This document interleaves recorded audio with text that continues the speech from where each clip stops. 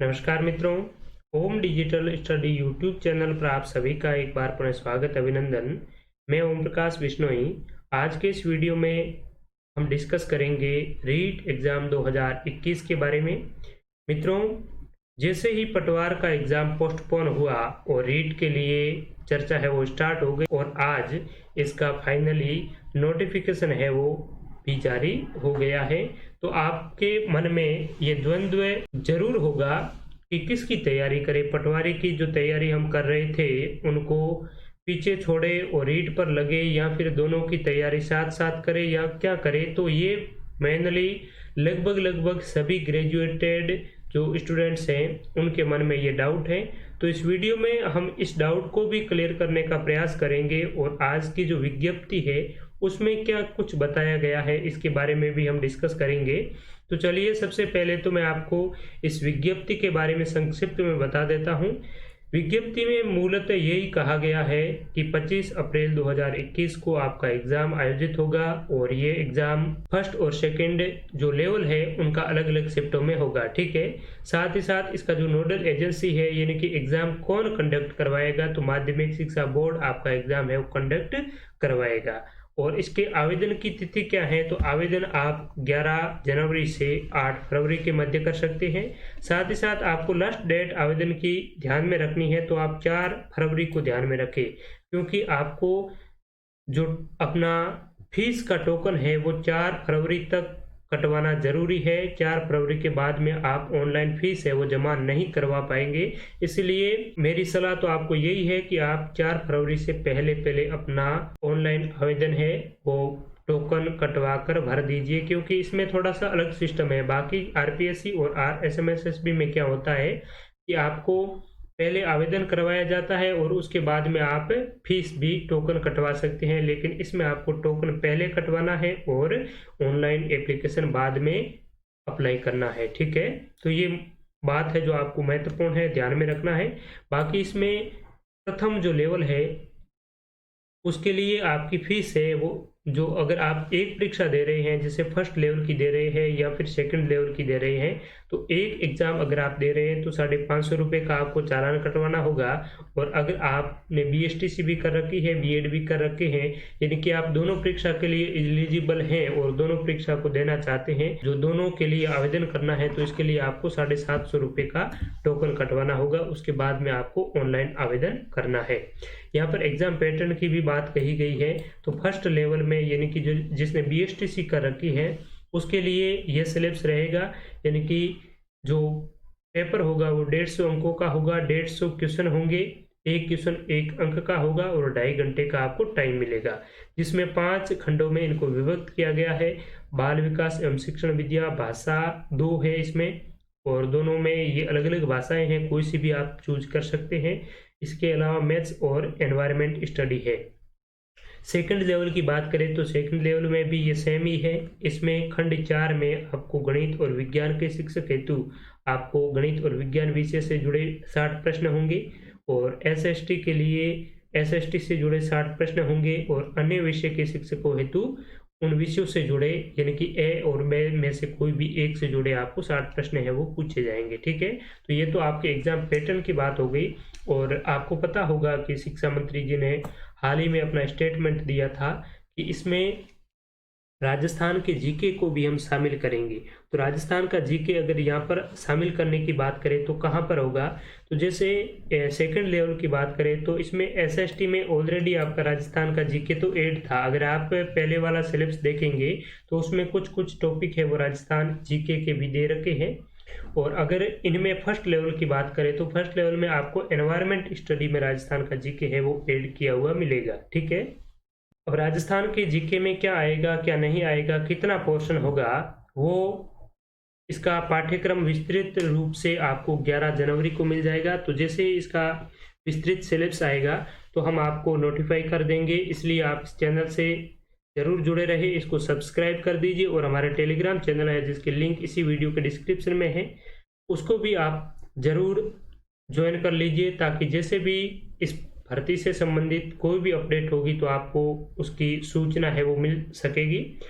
अब मेन बात ये है कि काफ़ी स्टूडेंट्स को ये कन्फ्यूजन रहता है कि तैयारी किसकी करें, पटवारी की करें या फिर रीट की करें। क्योंकि अगर पटवारी की जो परीक्षा की डेट है वो पहले 10 जनवरी थी, और 10 जनवरी वाली ये डेट अगर पटवारी का एग्ज़ाम इस डेट को हो जाता तो फिर आपका इतना ज़्यादा ये कन्फ्यूजन वाली स्थिति नहीं रहती।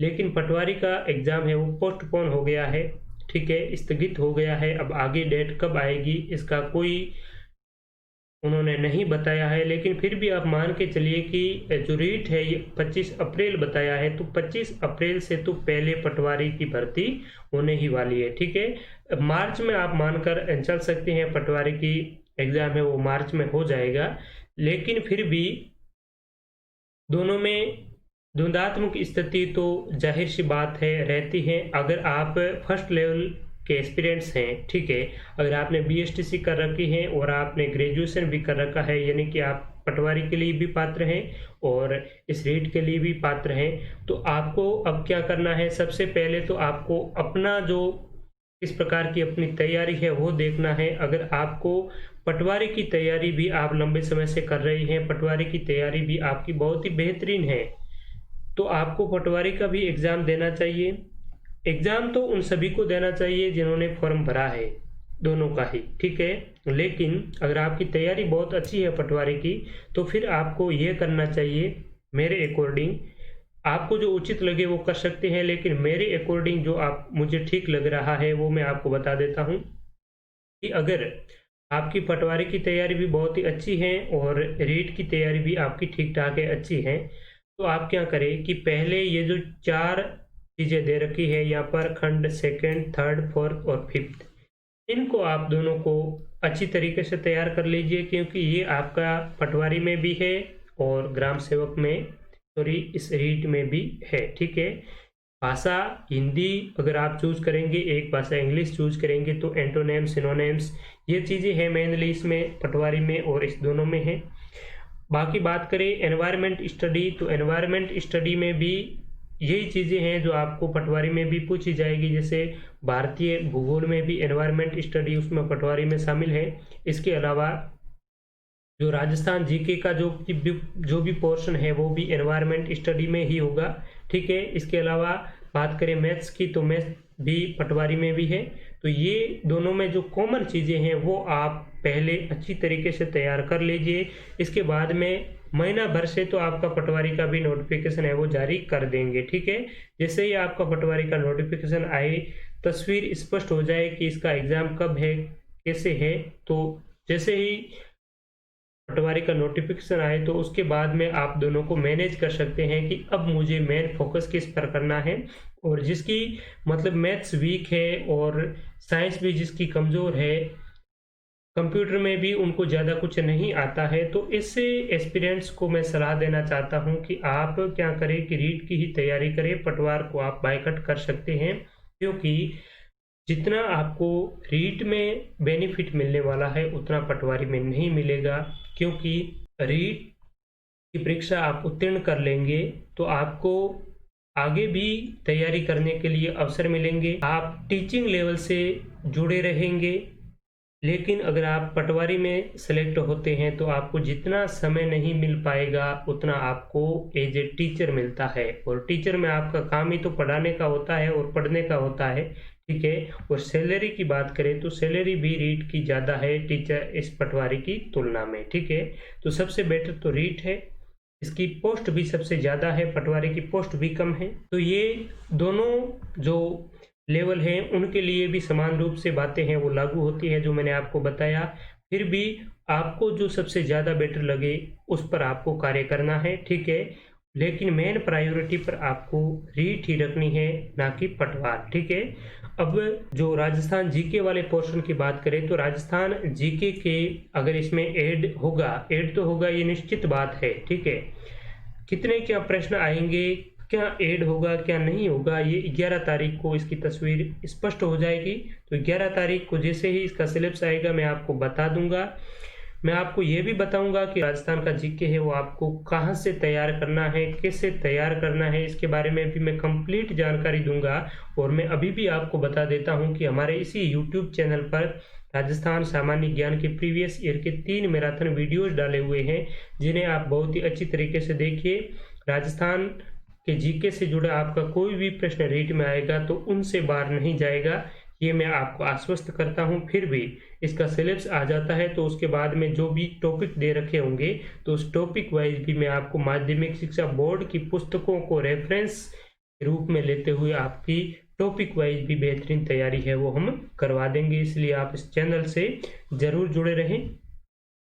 दूसरी बात, परीक्षा कार्यक्रम और आयोजन, यानी कि परीक्षा की प्रक्रिया क्या रहेगी, तो 2 शिफ्टों में होगी। फर्स्ट शिफ्ट में सेकंड लेवल के कैंडिडेट्स एग्जाम दे पाएंगे, जो 10 बजे से 12:30 बजे होगी, और जो सेकंड शिफ्ट है उसमें फर्स्ट लेवल के स्टूडेंट्स है वो एग्जाम दे पाएंगे 2:30 बजे से 5 बजे के मध्य। ठीक है, ऐसे जो विद्यार्थी जिन्होंने दोनों परीक्षाओं के लिए आवेदन किया है वो भी दोनों ही शिफ्टों में एग्जाम है वो दे पाएंगे। लेकिन मेन बात क्या है कि अगर आपका किसी का एग्जाम सेंटर है वो जयपुर आ गया, किसी का उदयपुर आ गया, ठीक है, एक ही कैंडिडेट का फर्स्ट शिफ्ट में जयपुर है और सेकंड शिफ्ट में उदयपुर है, तो दोनों को मैनेज करना बहुत ही कठिन कार्य हो जाता है। इसीलिए ये आपको ही मैनेज करना है, इसके लिए बोर्ड है वो किसी प्रकार का इसमें जिम्मेदारी इसकी नहीं है। ठीक है, तो ये भी बात आपको ध्यान में रखनी है। आप आवेदन है दोनों के लिए कर सकते हैं, लेकिन दोनों के लिए वही कर सकते हैं जो दोनों के लिए एलिजिबल है।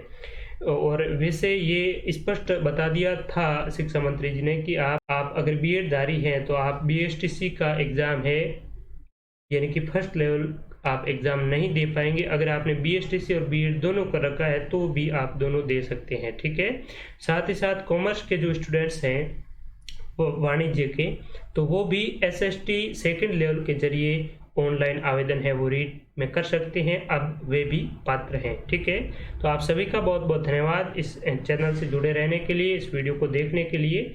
इस चैनल पर अगर आप पहली बार देख रहे हैं तो इसे सब्सक्राइब जरूर करें, बेल आइकन पास में दिया हुआ है उस पर भी क्लिक करके आप ऑल नोटिफिकेशन को ऑन कर लीजिए, ताकि नेक्स्ट कोई भी महत्वपूर्ण अपडेट होगी, जीके से जुड़े महत्वपूर्ण कंटेंट होगा, तो वो भी आपको समय समय पर मिलता रहेगा। आप सभी का बहुत बहुत धन्यवाद, शुक्रिया।